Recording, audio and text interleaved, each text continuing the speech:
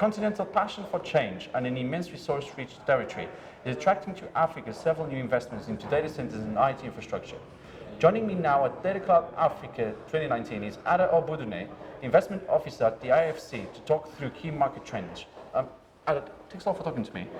Let's go general to start with. What are the main trends within the finance and investment space for data centers in Africa?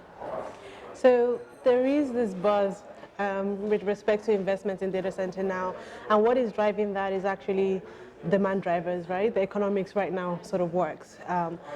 Broadband penetration is on the rise, digitalization of businesses is on the rise, and you have the presence of the hyperscales as well on the continent. Now all of this is driving the need for data center space, and essentially where there is need, market investment comes. So that's essentially why we're seeing a huge amount of investments coming into Africa to support the rollout of data and cloud infrastructure. Okay, and what types of investments are proving most attractive at the moment across the continent? I mean, right now I would say the set of people that are leading the investment front right now in Africa are actually the private equities, right? You also have the likes of ourselves, who are multilaterals looking at investments in this space. The long-term goal is that eventually we would then have strategic investors coming in to acquire what we've now set up, or hyperscalers coming to ask for independent data center providers to roll out wholesale data center, self-providing solely for the hyperscales. So that's what we're seeing right now, mostly private equity activity. If you had to sort of predict how far are we from those two scenarios, how many months or probably years are we away? I mean, most of the independent data centers that are being rolled out now typically start from around 1 megawatt, and as the demand increases, that volume also increases as well. So if we look at where we are now, I would say maybe we're 4 years away from that, where we would see more of the strategics coming to acquire, because the way I see it, the strategic would want to come and acquire one data center. They would want to acquire a Pan-African, exactly. Yeah.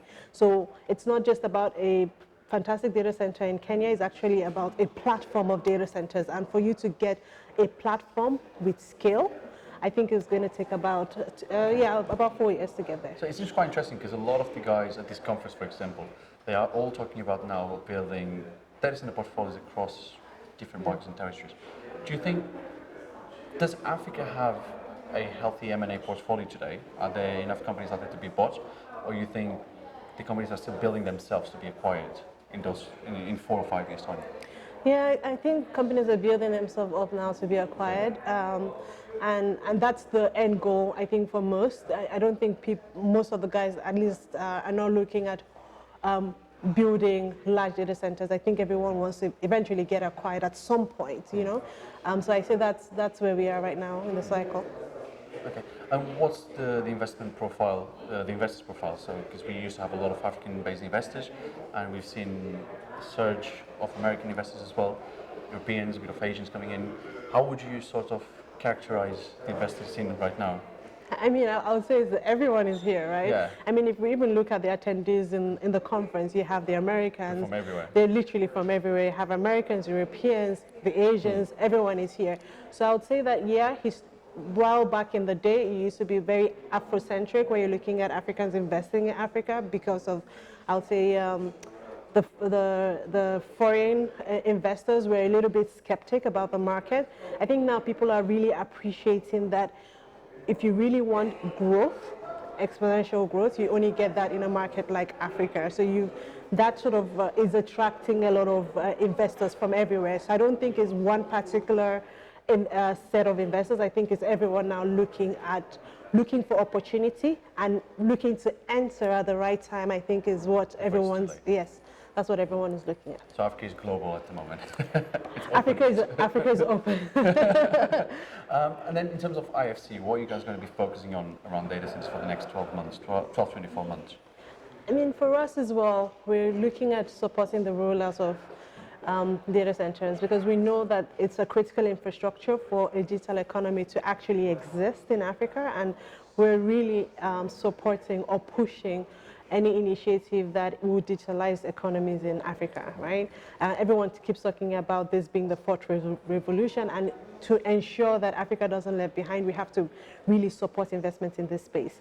Now, looking at our data center strategy, we are looking at data center opportunities, but what is important for us is to support a data center opportunity that has scale, right? Because that's essentially where we feel would have the largest impact. So we're looking at Pan-African data center network operators, and as well as making sure that we have the right management team with the right mindset to really push this as far as it needs to get to, for it to be profitable and for it to really for it to coexist, in the ecosystem. I mean, we had a presentation today by one of the analytics where they say, yeah, there's a lot of potential for data center, but it can't take everybody, right? So we have to make sure that we pick the right partners to support. Okay. Are you a believer that Africa can leapfrog other more developed data center regions in the world in the next decade? By leapfrogging technology, for example, from going from 3G to 5G, from adopting a different cooling technology like liquid cooling straight away, from adopting modular sort of ways of building the data centers. Can Africa leapfrog ahead of some regions? Yeah, I mean, let's even look at the mobile evolution, right? Where we started from 1G and now we're talking about 5G, right? And when you talk about Africa, Africa didn't really see 1G. Straight to 2 and we went 3. Exactly. So from that perspective, when you're looking at technology, the evolution of technology is so fast that when you want to actually deploy the technology, there's no point going back in time, right? So from that perspective, while one would say Africa might be late, well, might not really come as a disadvantage if we leapfrog to make sure that we are at the latest technology, as long as the economics make sense, right? Because you don't want to deploy infrastructure if there is no use for it. There is no demand, then it's futile effort. But yeah, we certainly can leapfrog by not ensuring that we go through the earlier versions of the technology, but rather take advantage of the benefits of the current technology to achieve what the aim is. Okay, it's going to be really exciting. And then, as I said, we are at Datacloud Africa 2019. 12 months time, we're going to have the 2020 edition. What's the one thing that you think is going to happen in the next 12 months that's really going to become the main topic of conversation? Something that's really going to transform the market in 12 months? I think you're going to see the rollout of bigger data centers. Okay. And this hyperscale. Maybe not, well, As hyperscale okay. in terms of being tenants in co-location data centers. But I mean, the rollout of data centers in the sense, like, if you look at rack centers, I think they started from kilowatts data centers, and now they're going to megawatts data center. You have the likes of African data centers looking at a 3 megawatts. Yeah. So you're going to see that sort of growth where we're not going to have a lot of kilowatt data centers anymore, but more megawatts, and that's as a result of the hyperscalers coming into the market with their huge demands, and for us to swallow up that demand, the data centers have to be big. Okay, so it's the birth of the data center campuses across Africa. Exactly. Okay, Ada, thanks a lot for talking to me. Thank you.